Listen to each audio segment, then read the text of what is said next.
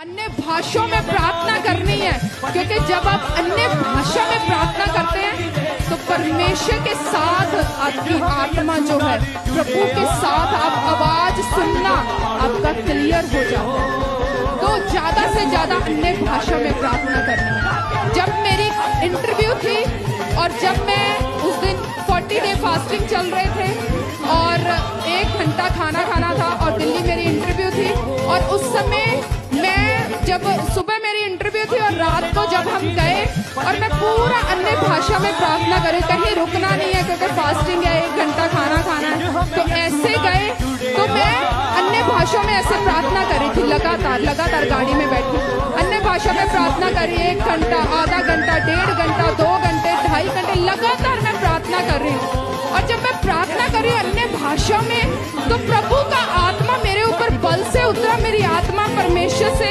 सुनने के लिए अटैच हो गई और प्रभु ने मुझे रात को ही बोल दिया, तेरी जो आशीष है वो मेरी ओर से मैं तुझे ब्लेस कर चुका हूँ। तो मुझे इंटरव्यू में जाने से पहले पता था कि मेरा सब कुछ डन है, क्लियर है। तो अब आप हियाव को प्राप्त कर पाते हैं, आप दिलेरी को प्राप्त कर पाते हैं जब आप परमेश्वर के साथ अन्य भाषाओं में प्रार्थना करते हैं, आप आवाज को सुन पाते हैं। तो अन्य भाषाओं में प्रार्थना करनी, बीज बोना, चर्च लगातार आना, सेवा करनी, ये 2026 में आपका ये बोना चाहिए।